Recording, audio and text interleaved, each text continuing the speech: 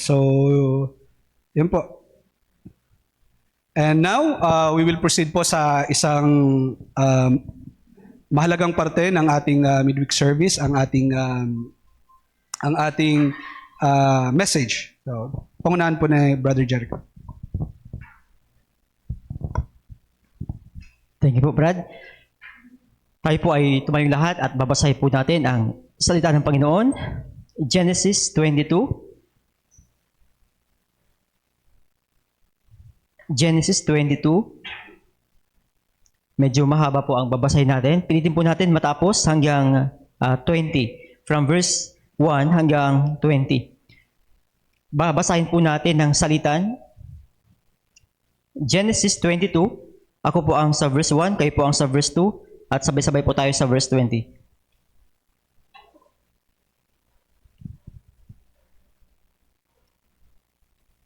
Genesis 22 verse 1 says, "And it came to pass after these things that God did tempt Abraham and said unto him, Abraham, and he said, Behold, here I am."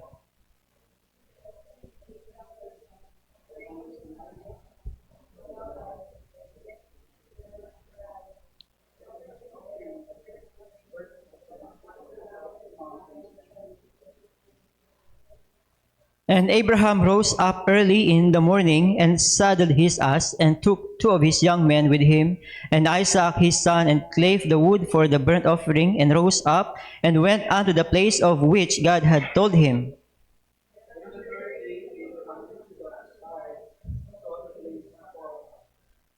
And Abraham said unto his young men, Abide ye here with the ass, and I and the lad will go yonder and worship and come again to you.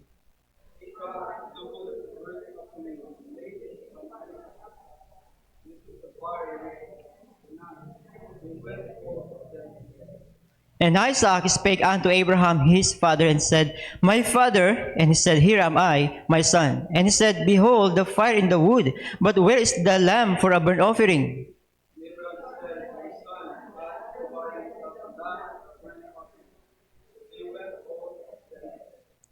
And they came to the place which God had told him of, and Abraham built an altar there, and laid the wood in order, and bound Isaac his son, and laid him on the altar upon the wood.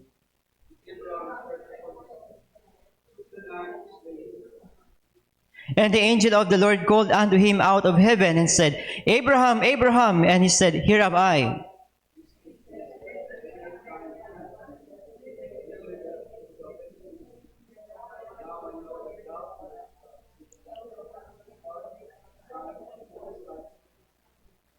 And Abraham lifted up his eyes and looked, and behold, behind him a ram caught in a thicket by his horns.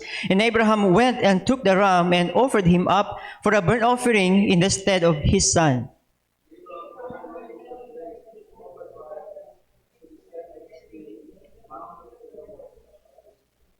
And the angel of the Lord called unto Abraham out of heaven the second time,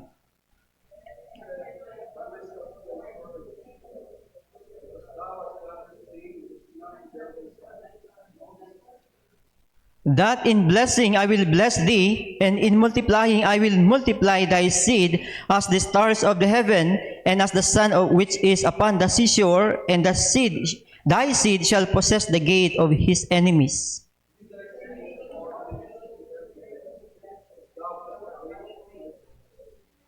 So Abraham returned unto his young men, and they rose up and went together to Beersheba, and Abraham dwelt at Beersheba. Sabay-sabay po tayo, 20. And it came to pass after these things, that it was told Abraham, saying, Behold, Milcah, she hath also borne children unto thy brother Nahor.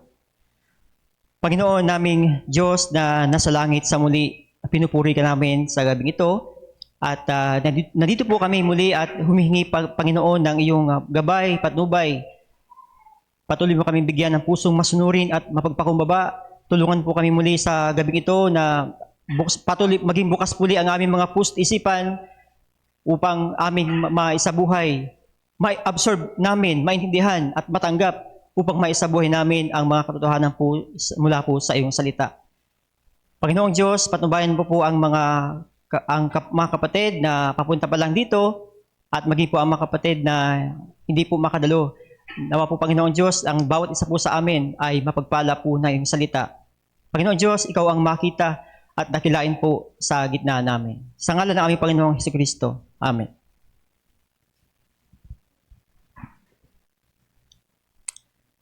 Magandang gabi po muli sa bawat isa po sa atin. Ang mensahe po na may pabagat na when God tests your faith, naumpisa na po natin yan 2 Wednesday ago, At kung maalala po natin, ang unang point na inumpisa natin dito is that the reality of tests. The reality of tests. Nandiyan po, napag-usapan po natin yan sa nakaraang sa Wednesday. Na-establish po natin dyan na ang King James gumamit po ng word na tempted, pero po ang original na kahulugan po dyan ay tested. At malinaw po yan sa aklat po ni James. At dito po sa point number 2 natin, makikita po natin dito ang second point, which is the response to test. Tunay po na realidad ang mga pagsubok na pinagdadaanan natin na ibinibigay naman talaga ng Panginoong Diyos. At maaalala po natin na kapag tayo ay may pananampalataya, when God tests your faith, ang bawat isa po sa atin ay mayroon naman talagang pananampalataya sa Panginoon. At by the way, ang faith dito na pinag-uusapan natin is that the faith na ginagamit natin at kailangan natin upang tayo ay makapaghintay sa mga pangako, plano ng Panginoong Diyos mula po sa kanyang salita. When God tests your faith. Second point, makikita po natin sa verse 3, the response of Abraham sa test na kanya pong pinagdaanan dito. The response to test. Alam po natin mga kapatid na ang test, kung may gagamitin man ang Diyos, pwede niyang gamitin ang mundo o maging si Satan himself ay pwede po niyang gamitin upang tayo po ay subukin. Do we have faith, mga kapatid, sa Panginoon? Yes, we do. We do have. And expect na sa bawat pananampalataya po natin, sigurado po na God will put us to the test. Somehow and sometimes, may faith po tayo minsan sa isip lang, until such faith is put to the test. God knows that Abraham had faith, pero ang nais ng Diyos ay ma-demonstrate ni Abraham ang kanyang pananampalataya. God is all-knowing na hindi niya po kailangan na alamin sapagkat alam niya kung mayroon ba tayo o wala, kung tunay ba ang ating pananampalataya sa Kanya. Ang nais ng Panginoon kay Abraham ay ma-demonstrate niya, maipakita niya sa kanyang action ang katotohanan ng kanyang pananampalataya. And sa atin din po, mga kapatid, sana po ang pananampalataya na alam natin na mayroon tayo ay hindi lamang po sa isip until such time na ilagay tayo ng Diyos sa test, doon pa lang natin makikita, ay, wala pala akong pananampalataya. Lord, sorry. Kulang pala yung faith ko. Ganun pala yung faith ko. Most of the time, ito po yung layunin ng Diyos sa mga test na kanyang ipinaparaan po sa atin. Upang ma-evaluate natin kung kumusta ang ating pong pananampalataya sa Kanya. Verse 3. The response to test in verse 3, and Abraham rose up early in the morning and saddled his ass and took 2 of his young men with him and Isaac his son and clave the wood for the burnt offering and rose up and went unto the place of which God had told him. Sa verse 3 po, makita natin dito the response of Abraham to the test. There was an immediate obedience. Ito po ang tamang response na dapat po nating matutunan sa buhay po ni Abraham, na in every command, in every test, there must be an immediate obedience. By the way po, dito po sa 22, nabanggit na po natin sa nakaraan, na ibang-iba po dito ang Abraham na ating pong makikita. Compare sa chapter 12 onwards, na ang Abraham na nandoon, though he obeyed but it was just partial. And we know, partial obedience is still disobedience. Pero po dito sa 22, ibang-iba na po dito ang Abraham na ating pong makikita sapagkat nakilala po niya dito ang Panginoong Diyos. Verse 3, there was an immediate obedience. Well, minsan malamang po hindi ito naunawaan ni Abraham. Yung test na Abraham, ialay mo sa akin ang iyong kaisa-isang at minamahal na anak. Abraham may not understand the logical and rational of the command. Mahirap naman talaga na maintindihan ng Panginoong Diyos sa ganung command. Pero ang kagandahan dito mga kapatid ay sapagkat nasabi ko kanina, nakilala ni Abraham mula pa sa chapter 12 sa lahat ng series of tests na kanyang pinagdaanan na karamihan ay failures, hindi po nasayang yung mga pains na kanyang pinagdaanan. Nakilala niya, lalo na po, nang ibigay ng Diyos ang miracle son na si Isaac. Sana po ay makuha natin yung application dito na natutunan ni Abraham. Nang makita ito ni Abraham na ang Diyos ay gumagawa ng kababalaghan, ano po application na kanyang nakuha dito? Naniwala po siya na kung ang Diyos nga na gumawa ng kababalaghan dito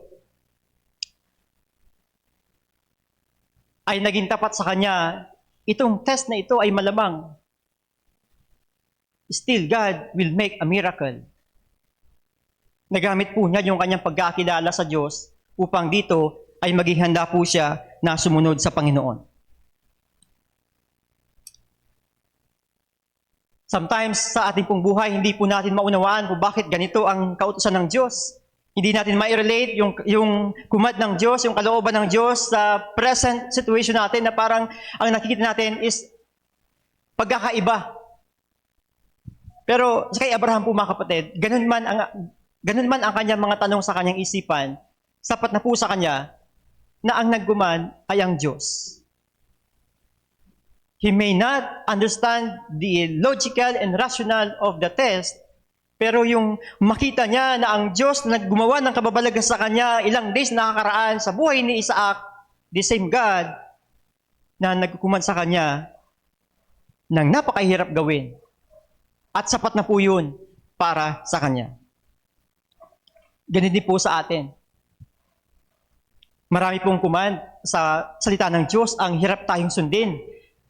Pero actually, nauunawaan ng isip natin. Ang problema lang po natin is sapagkat hindi po natin kayang i-absorb, tanggapin, yung maging resulta kapag tayo po ay sumunod. Yun po ang totoo niyan. Nauunawaan po ng ating isipan. Ang problema po natin is yung bigat.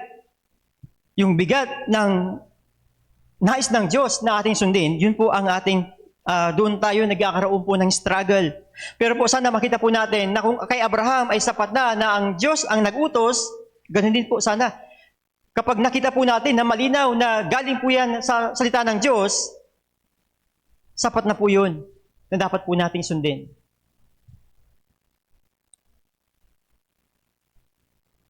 Minsan, habang pinag-aaralan ko to, nagtatanong ako, Panginoon, bakit kaya sa mga naunang mananampalataya, maging sa Old Testament, bakit ganon sila ka-strong sa pagsunod sa kalooban mo? Panginoon, yun bang marinig nila o namin ang iyong boses, literal? Malaki ba yun na puwersa para kami ay ma-push na sumunod? Ano ba ang kaibahan namin na kami ay nagbabasa na lang ng iyong salita na hindi namin naririnig literally ang iyong boses? Pero ang sagot po diyan sa salita ng Panginoon is that sa panahon nila, bibihira magsalita ang Panginoong Diyos. At sa bibihira na yan, kung hindi man directly through sa mga propeta. Pero ganun sila katatag, kalakas na sumunod. Samantalang po sa atin, kasama natin ang Panginoon. Actually, nasa puso po natin.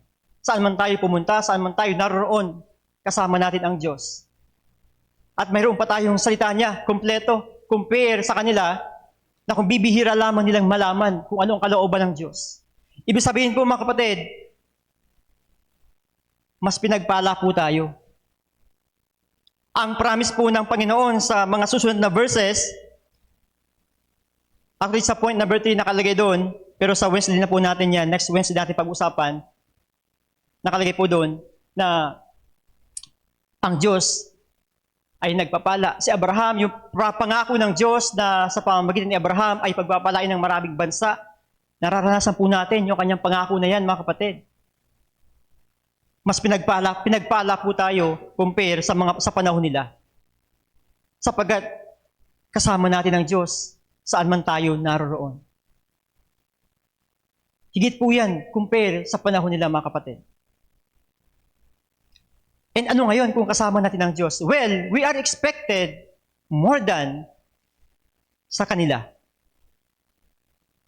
We are expected, mga kapatid, inaasahan tayo ng Diyos ng higit na pagsunod compare sa pagsunod na kaya nilang gawin. Bakit?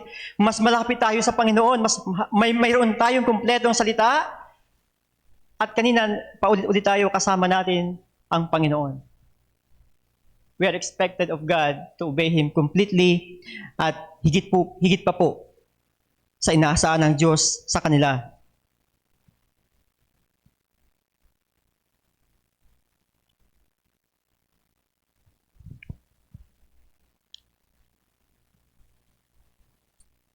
Do we find it a struggle na sumunod po sa Panginoon? Sa ilan o sa maraming mga kautusan o kalooban ng Diyos. Lahat naman po tayo nagkakaroon ng struggle sa pagsunod. Pero pag tingnan po natin ang root cause, dahil po yan sa kulang o mali ang pagkakilala natin sa Kanya. Madadaanin po natin ito sa point number 3, pero kailangan ko pong sabihin ngayon, ang root cause po kung bakit some believers find it so difficult to obey God is because kulang po umali ang kanilang pagkakilala sa Diyos.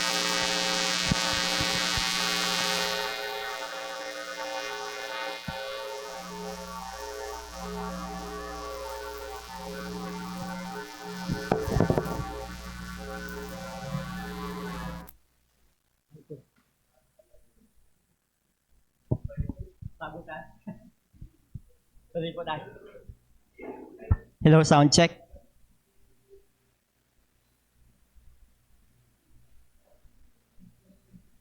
Siguro pwede po tayo tumuloy kasi naka-record naman po, di ba? So, tuloy po tayo. Ang root cause po, kung bakit tayo somehow we find it so difficult to obey God is because we lack faith na resulta po ng kulang o maling pagkakilala sa Diyos. Kasi po kapag tama at sapat ang ating pagkakilala sa Diyos, magbibigay po yan sa atin ng pananampalataya. At ang pananampalataya po, ang mag-i-enable po sa atin upang tayo ay makasunod. Yun po yun. Yan po ang 3-in-1 na dapat mayroon po tayo. 3-in-1 po yan, mga kapatid. Right knowledge of God results to faith and enable us to obey. Nahihirapan po ba tayong sumunod? Maybe kulang po tayo ng faith sa Panginoong Diyos. At bakit kulang tayo ng faith? Kasi maaring kulang, umali po ang pagkakilala natin sa Diyos. Dito kay Abraham, sa chapter 12, kulang at mali po yung pagkakilala niya. Kaya po, lagi siyang partial obedience equals disobedience. Pero po, sa mga natutunan niya, naging tama at naging sapat yung kanyang pagkakilala sa Diyos at naitama rin yung kanyang pananampalataya. Kaya po sa 22, he obeyed God completely and he passed the test. Sana po ay makita po natin yung kaibahan po ng kulang at maling pagkakilala sa Diyos. Magresulta po yan sa kulang na pananampalataya at ang resulta din po niyan ay kulang na pagsunod. Sa kabaliktaran po, ang tama at sapat na pagkakilala sa Diyos ay magresulta sa tamang pananampalataya at magresulta din sa malaking pagsunod.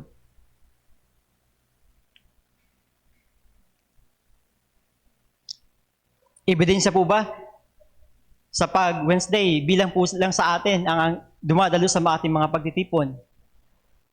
Well, we have valid reasons and we consider them. But how about the others?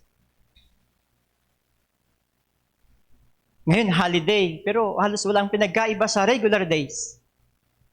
Karamihan po walang trabaho, considering those na mayroon pa rin. We consider them and we respect them. But almost walang pinagkaiba, mga kapatid.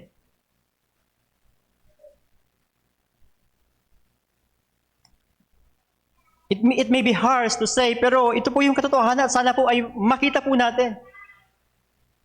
We imprison ourselves to little knowledge of God, which results to little faith, which also results to little obedience.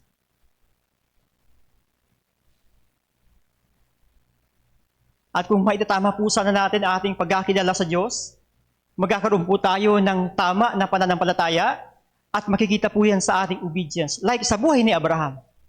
Tama na itama po yung kanyang pagkakilala. Kaya po, tama rin yung kanyang pagsunod. Actually, complete obedience. Tuloy pa tayo. Sa aking buhay personal, minsan I pray sa Lord, pwede po ba kitang makilala in an easy way? Sapagat, yes, we want to know God, but we are afraid of the pain. Lord, mayroon bang ibang paraan na madali? Kasi gusto kitang makilala, Panginoon. But Lord, I'm afraid of the pain. Somehow, natatawa na lang ako sa sarili ko. Pero sana makita po natin na to know God more, when we pray, when we desire to know God more, expect napaparaanin ka sa more pain. Because nabanggit natin sa mga nakaraan, the platform of Christian life is always not in pleasure but in pain. Like in this test, it's so very difficult, mga kapatid. Mahirap kahit sino man siguro sa atin, I don't know kung kakayanin. For the sake of argument, kung sakaling mangyari itong test na ito. But ang nagamit lang dito ni Abraham, yung tamang pagkakilala sa Diyos, yun lang po ang kanyang basihan kung bakit nasunod po niya ito ng kumpleto. Our obedience to God, to God's will, is not based on the preacher or the pastor, but it must be on the Word of God. Minsan natatawa ako, mga kapatid, kapag may nakausap ako isang mananampalataya na yung bigat ng kanyang paninindigan ay sapagkat yun ang sinabi ng kanyang pastor, pero hindi mo makita yung kanyang kaalaman, yung stand niya, na yun talaga ang salita ng Panginoong Diyos. Our obedience to God must be from His Word, not from the preacher or the pastor. Yes, kailangan po natin ng mga ganung mga offices, but still, it must be from the Word of God. Kasi po, if we really don't want to listen, kahit sino pa ang magpadala ng mensahe, you will never listen. Kung gusto po nating makinig, kahit sino rin po ang magpahayag ng mensahe ng salita ng Diyos, you will listen. Kaya po, mga kapatid, this really a challenge for us na ating pong alamin, lumalim po tayo patuloy sa salita ng Diyos. Sa tanong po na, bakit at paano nakaya ni Abraham na ialay si Isaac? Yun po ang tanong na pag binasa natin, papasok sa ating isipan, paano nakaya ni Abraham na ialay si Isaac? Well, dalawa po ang kanyang tamang pananampalataya. Dalawang kaalaman na kanyang sinandigan ng kanyang pananampalataya. Una po, in verse 8, tingnan po natin. In verse 8, sabi po dyan, sa inyo po mga Biblia, and Abraham said, my son, God will provide Himself a lamb for a burnt offering. God will provide Himself a lamb for a burnt offering. Minsan nang binabasa ko po ito, ang unang pumasok sa isipan ko dito habang inaaral ko, Lord, ito po ba ay isang alibay lamang ni Abraham para tumigil na si Isaac sa kakatanong, Amang Abraham, nakahanda na ang kahoy, ang panggatong, pero nasaan ang tupa? Ito po ba isang alibay lamang niya para tumigil ka na nga? Tuloy lang tayo. Pero habang pinag-aaralan ko, salamat sa Panginoon, at ang makita po natin dito, ito po ay hindi po ito isang alibay, kundi po ito ay bunga ng kanyang pagkakilala sa Diyos, that really God provide. Sa paano po yan nangyari? Paano po yan natutunan ni Abraham? Mga kapatid sa Panginoon, alam po natin, imposible po na magkaroon po sila ng anak sapagkat si Sarah po ay baog. Ibig sabihin po, at idagdag pa natin yung edad nila, pati siya, in a way of saying, patay na yung kanilang katawan para makapag-produce ng child. Pero ano ginawa ng Diyos? Gumawa po ang Diyos ng kababalaghan. Sa ganong pangyayari, natutunan po niya that God provides. At nagamit po niya yon sa ganitong test. Yung pagkakilala niya sa Diyos na sa ganong kaimposiblihan, naging posible pa rin sa Diyos sapagkat ang Diyos ay ang Diyos na nagbibigay, nagamit po niya sa ganitong another test. At tama po yung nasabi natin kanina na ang tamang pagkakilala sa Diyos ay magbibigay sa iyo ng tamang pananampalataya at magresulta po yan sa tamang pagsunod. Gaano man po kaimposible yung command ng Panginoon. Ito po yung kanyang sandigan ng kanyang pananampalataya, the truth na nakilala po niya ang Diyos, that God will provide. That God provides. At pangalawa po mga kapatid, ang isa pa po na tama na kanyang pananampalataya na dahil bunga po ng pagkakilala niya ay makita po natin sa Hebrews 11 verse 17. Basahin po natin para mas maintindihan po natin. Hebrews 11 verse 17.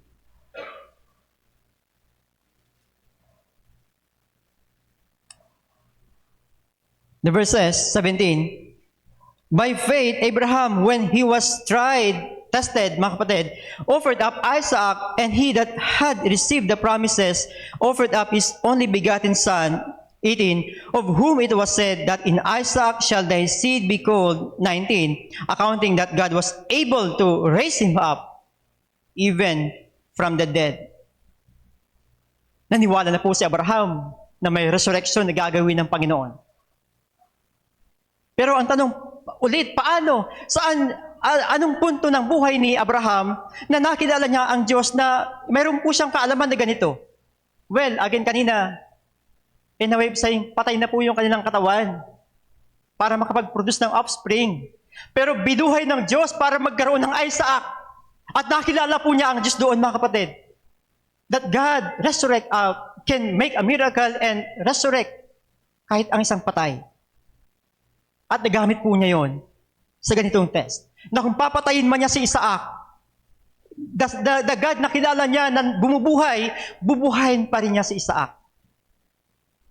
Kaya tama po talaga mga kapatid, ang tamang pagkakilala sa Diyos, magbiresulta sa tamang pananampalataya at magbibigay po sa atin ng kalakasan na sumunod completely sa Panginoong Diyos.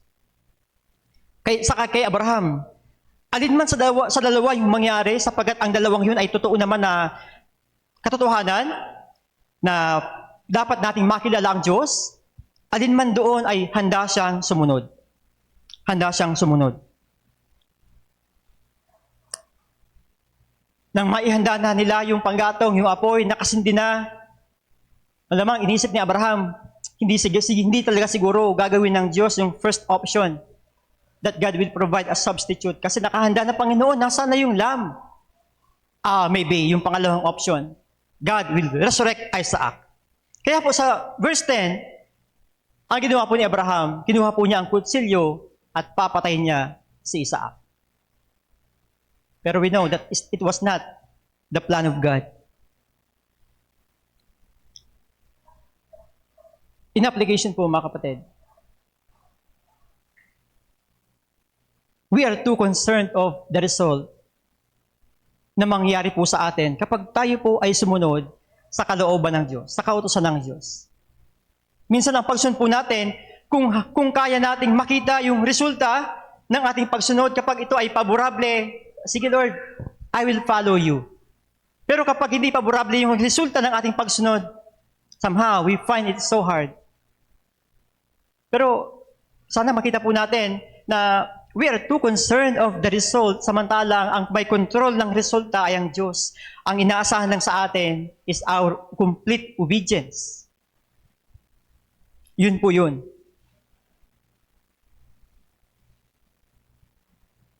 Tuloy po tayo. Malamang po hindi ito ipinaalam ni Abraham kay Sarah, like sa nabanggit natin sa first point. Dahil kung ipapaalam niya ito, malamang po ay maaaring magpalito o magpagulo pa ito sa kanyang desisyon. Maaaring dagdag pa ito sa distraction. Well, ang malinaw po na makita natin dito, whether Sarah believed it or not, the test was designed only for Abraham. I repeat, the test was designed only for Abraham, not for Sarah. Ano po ang mga application na dapat nating makita dito? Sometimes, many times, tayo pa ang hadlang, distraction sa ating pong mga spouse. Guilty rin ako mga kapatid. May mga pagkakataon na ako rin ang hindrance, distraction sa pagsunod po ng aking asawa sa Panginoon.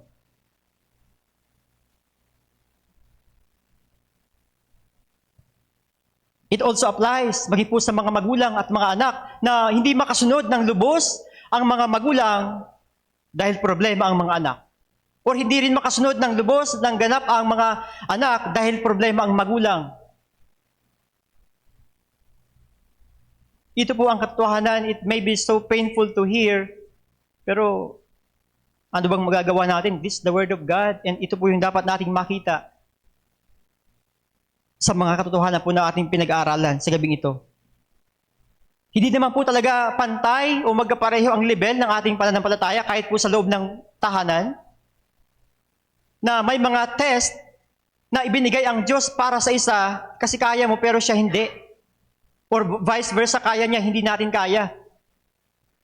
Pero sana wag po natin maging matutupusan na tayo na ang pagsunod po natin sa Diyos, wag na po natin sabihin na, Lord, hindi ako makasunod kasi si Kwan. Lord, sorry, hindi kita nasunod kasi si Kwan. The test might be designed by God for you alone. And you are expected to obey God for that test.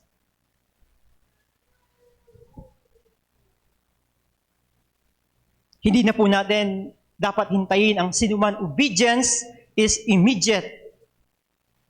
Kasi kung hihintayin pa natin yung ilan, yung ating mga mahal sa buhay, ang tanong, kailan pa? Lord, susundin kita pag nagsuko na rin ang buhay si Kwan. Lord, pag okay na yung asawa ko, pag okay na siya, ready na siya, susunod na rin ako, Panginoon. Lord, pag okay na yung anak ko, pag okay na yung parents ko, Lord, makakasunod na kami. Ang tanong, when?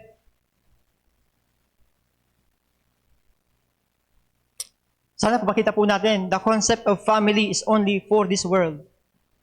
Sa langit po, wala nang pamilya. Habang pinagbubulay-bulay ko ito, naisip ko, Lord, baka pati pangalan namin, wala na rin, baka apelyido namin, wala na rin sa langit. Individually, we will approach the judgment seat of Christ. At hindi hintayin ng Diyos, hintayin mo muna yung pamilya mo. Pagdating nila dito, saka na tayo mag-usap. No. We will approach God individually, not by group, not even by family. Kaya po sa pagsunod, it is always on the individual basis. Dito po, marami natutunan si Abraham. Like, he must be the one who made the final decision and not his wife. Marami na pong failures na like yung concerning Hagar. Sino po ang gumawa ng desisyon? Yung kanyang asawa. Sunod-sunuran lamang po siya, mga kapatid. At natuto po siya dito. Kaya dito, he made a stand. He stood as a man. He would obey God the fullest at walang hahadlang kahit sino man, kahit pa si Sarah o maging si Isaac.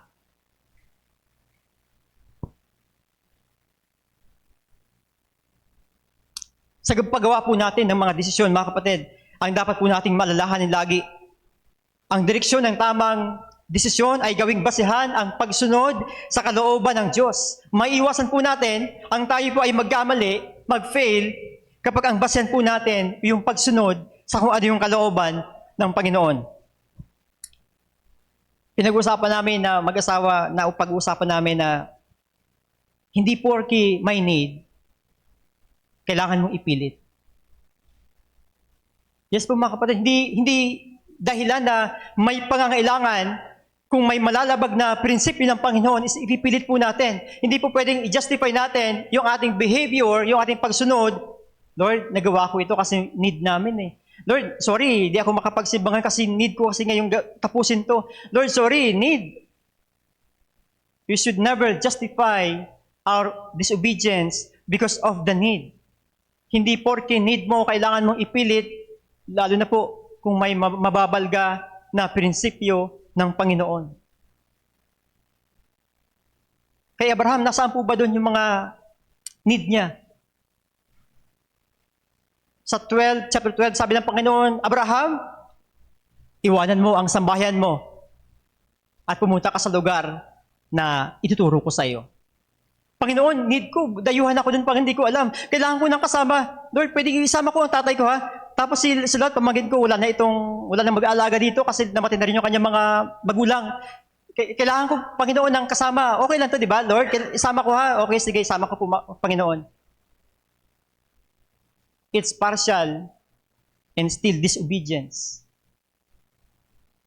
At alam natin, sa pag-review, it has always consequences. Nagutom siya, nandun na siya sa Kanaan. Lord, need ko na maghanap ng pagkain.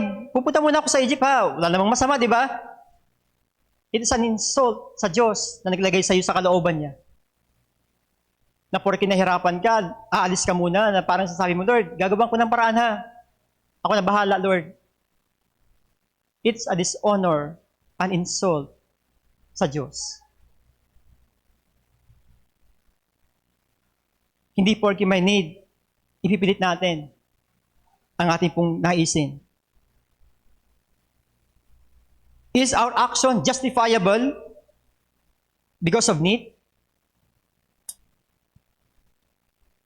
Kung may mababalga po na prinsipyo ng Diyos, malamang hindi po yan ang tamang timing. O baka hindi yan ang kalooban niya? Alin man sa dalawa.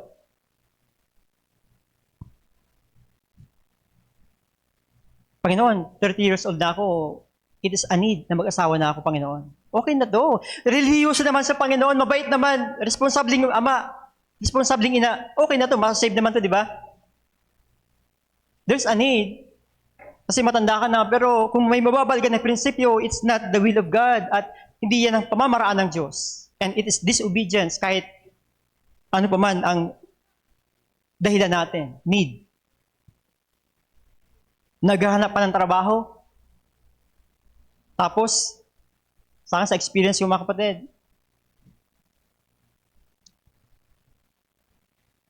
There is a need na maghanap. Pero, mahirap po mag-stand sa Panginoon. At sa biyaya ng Diyos, salamat. Purihin po ang Panginoon.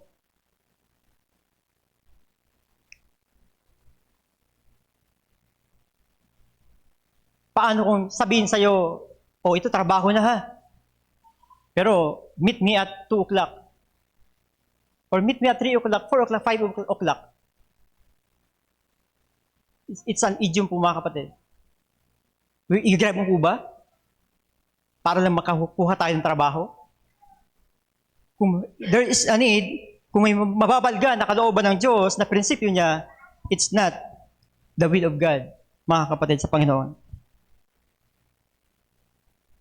Tuloy po tayo sa verse 5. Ang sabi po diyan sa verse 5, kung ating pong babalikan, ang obedience sa Panginoon, sa kay Abraham, ito po ay isang pagsamba. It is a worship sa Panginoon. And verse 5, And Abraham said unto his young men, Abide ye here with us, and I and the lad will go yonder and worship, and come again to you. Ito po ay isang hindi alibay para wag magtaka yung mga alipin.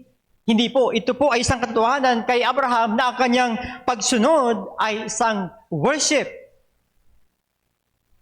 Obedience is worship. Dapat po nating makita ito Mga kapatid, when we learn to sacrifice things for God, it is a form of worship, an evidence of a heart truly worshiping God.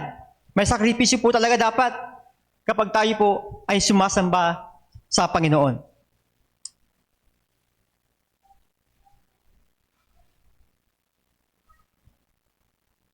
Ang distansya po ng Moriah, yung bundok na kung saan doon inutusan ng Diyos si Abraham na ialis si Isaac from his original place, 100 kilometers.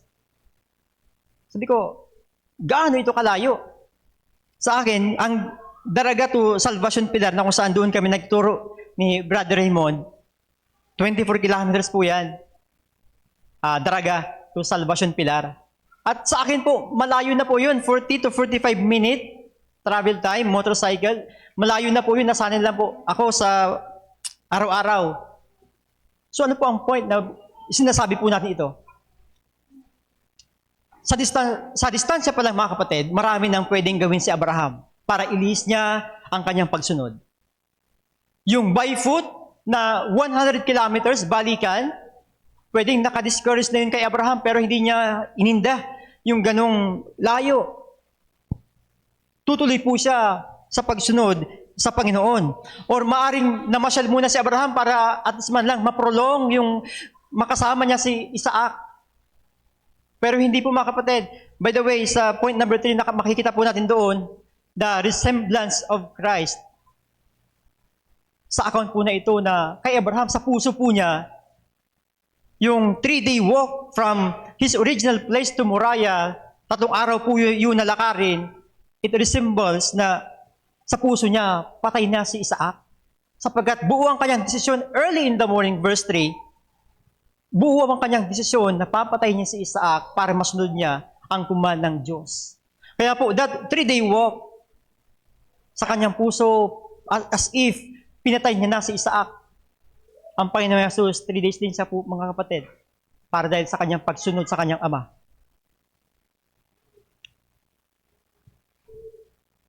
Ano po bang mga application na dapat nating makita?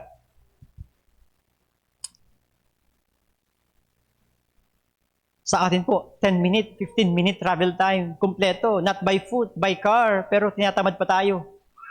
Minsan habang binabasa ko ito, naisip ko baka pagdating sa langit, pagtatawanan tayo ng mga unang saints. Sapagat sila, by foot, 100 of kilometers, handang sumunod to worship God. Pero sa atin, 10-minute, 15-minute travel time, not by foot, tinatamad po tayo. Hindi ko alam kung may mukha tayong maiharap, hindi lang sa Panginoon, kundi baging sa mga naunang saints. Sabi ng Hebrews, cloud of witnesses. Tuloy po tayo mga kapatid. There is an immediate obedience test reveals who or which you do love most compared with God. Alam po natin na mahalaga po kay Abraham, si Isaac, sapagkat ito po ay kaisa-isang anak. Wala na pong sinabi sa Bible na mayroon pang susunod sa kanya. Kaya po, ito po ang uniko iho ni Abraham. Kaya po, napakahalaga po ito sa kanya. At alam po niya na may pangako ang Diyos na pagpapalain ang marami dahil sa kanya, dahil sa promised son na ito.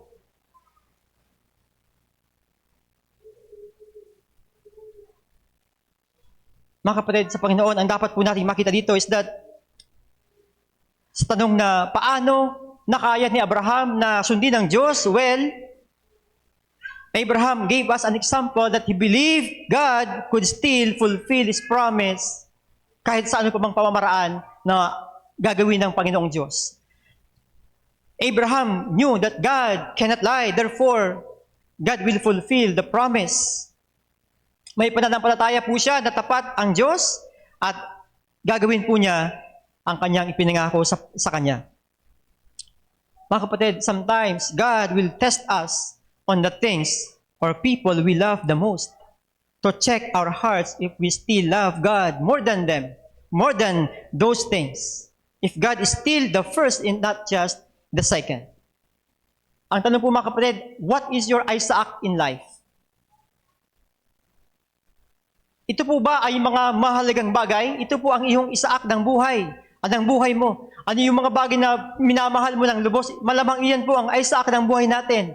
At paano kung one day sabihin ng Diyos, anak, pwede po bang, anak, inuutosan kita, i-offer mo yan na Isaac ng buhay mo sa akin.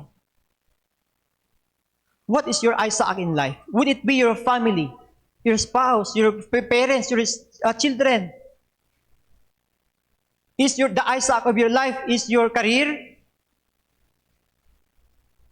Yung pangarap natin, yun ba yung mga Isaac ng buhay natin? What if one day sabihin ng Diyos, anak, inuutusan kita, i-offer mo yan na Isaac ng buhay mo. Anak, pwede bang patayin mo yan na Isaac ng buhay mo para makasimba ka ngayong Sunday? Kahit ngayong Sunday morning lang, anak. Kasi mahal kita eh. Patayin mo yan na Isaac ng buhay mo kasi mahalaga yan sa'yo para makapagsimba ka ngayong Sunday morning. O baka pwede mo nang ituloy Sunday afternoon. O ituloy mo na, gawin mo ng Wednesday. Pwede bang patayin mo yan na Isaac ng buhay mo para makasunod ka sa akin, makapagbigay ka ng time para sa akin, anak? Si Abraham, kaya niyang sundin ang Panginoong Diyos. How about us? Ano mang Isaac ng buhay natin na iniingatan natin, minamahal, kaya ba nating surrender sa Diyos upang tayo ay makasunod sa Kanya? Anak, pwede bang i-offer mo yan na Isaac ng buhay mo para baka join ka naman sa ministry? Are we ready to surrender them to God so that we can obey God sa Kanya pong kalooban sa atin? Dati, anak, wala ka niyan. Nag-pray ka sa akin, dininig ko naman, pero ngayon, mas mahal mo na siya kaysa sa akin. Mga kapatid, kahit sino mang ama, mamahalin ng lubos ang kanilang anak. But Abraham was a good example of a person whose love for God is above anyone or anything. Gaano man niya kamahal ang kanyang anak, at maging si Sarai, natutunan po niya dito ang dapat niyang matutunan, na ang Diyos ang dapat na higit na kanyang minamahal.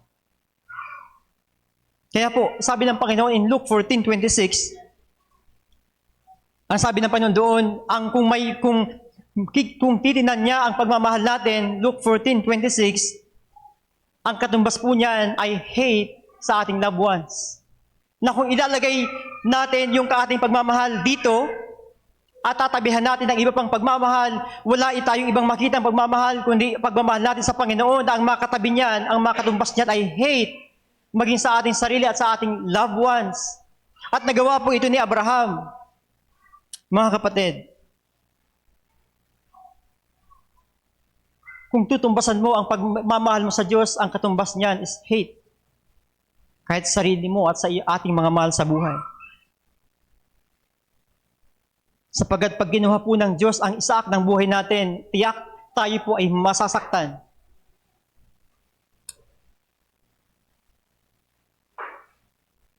In verse 10, tuloy po tayo at malapit na po tayo.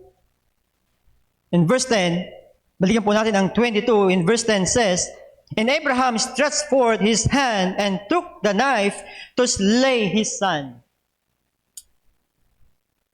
It's not about perfect obedience, but it's about complete obedience, mga kapatid, sa Panginoon. No one can obey God perfectly, but ang inaasahan sa atin dito ng Panginoong Diyos is to obey Him complete.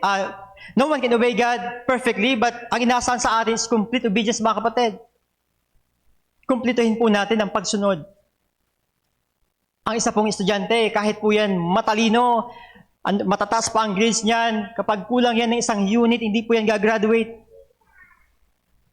Pero ang isang estudyante, kahit 3 pa yan, pag kumpleto ang requirements niya, na kumpleto niya ang units, gagraduate po yan, mga kapatid. It's not about perfection, it's about completeness. Ito po ang inaasahan sa atin ng Panginoong Diyos. At dito, napaganda po na ginawa ni Abraham, kumpleto po yung kanyang pagsunod. Verse 10, Panginoon, hindi po ba mangyari yung unang option ko na magpo-provide ka ng substitute? Okay, handa po siyang sumunod. Completely. Sana po, mag-attend po tayo sa next Wednesday para po sa third point. That is the result of test. At napaganda po ang mga makikita po natin doon. Ang resulta ng pagsunod sa Panginoong Diyos. Our faith is not blind, mga kapatid, because it has a reason. Ang reason po dyan ay ang mismong Diyos. God is real. Therefore, faith is real. At ipinakita po ito ni Abraham sa atin dito. Kaya po, sa mga sitwasyon po na nahihirapan tayong sumunod, sapat na po na makita po natin, makilala ang Diyos na siya ang nag-utos, sapat na po yun.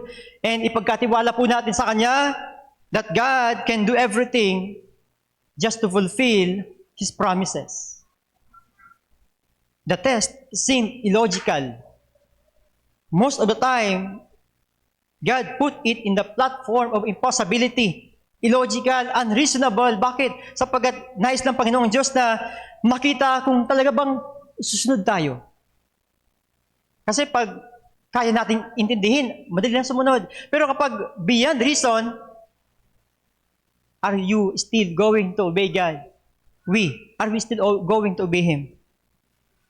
Inilagay ng Panginoon sa sitwasyon po na hindi natin maunawaan. Bakit? Sapagkat ang tanging magagamit natin sa mga ganung pangyayari ay ang pananampalataya na resulta ng tamang pagkakilala sa Kanya. Isa po ito sa katangian ng pananampalataya that faith goes beyond reason. Na kapag hindi na natin kayang unawain, faith continues to obey God.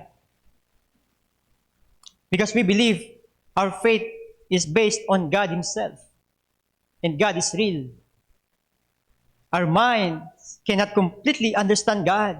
But because of faith, we believe God that what He says is true.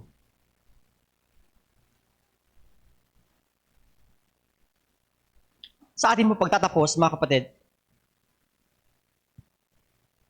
let us always desire to know God more. To know God more, mga kapatid. Ito po yung susi upang magkaroon po tayo ng tamang pananampalataya. At ang tamang pananampalataya ang mag-i-enable sa atin na makasunod sa Panginoong Diyos. So therefore, we must always desire to know God more. Ito po ang ginawa ni Abraham dito. Hindi man niya naintindihan ng maayos ang imposibilidad sa command, pero dahil nakilala niya ang Diyos, walang problema sa kanya. Handa po siyang sumunod completely. Therefore, tayo din po mga kapatid, when we continually desire to know God more, every test na ating pong mararanasan, we can obey God completely. When God tests our faith. Tayo po ay manalangin. Panginoon, naming Diyos na nasa langit, sa muli maraming salamat po sa mga katotohanan na aming pong nalaman mula po sa iyong salita. Hindi po, naniniwala po kayo, Panginoon, na ang iyong salita ay hindi matatapos sa amin na walang magiging epekto, hindi lalampas sa aming tainga na walang mangyayari sa aming buhay. Panginoon, ito po ay laging may bisa, matalas kay sa alinmang magkabilang tabak na magkabilang talim. Panginoon, salamat at nakita ka namin dito na ikaw ay Diyos na nagpo-provide, ikaw ay Diyos na gumagawa ng kababalaghan, at hindi ka po nagpapabaya sa aming pong buhay ng mga mananampalataya na gumagawa ka ng pag-aayos sa aming mga buhay upang ikaw ay makilala namin ng higit, ng malalim, upang magbigay ito sa amin ng tamang pananampalataya na mag-i-enable din sa amin, Lord, na makasunod sa iyo pong mga kautusan. Ikaw po, Panginoon Diyos, ang madakila po sa amin, sa gitna namin. Sa ngalan ng aming Panginoong Kristo. Amen.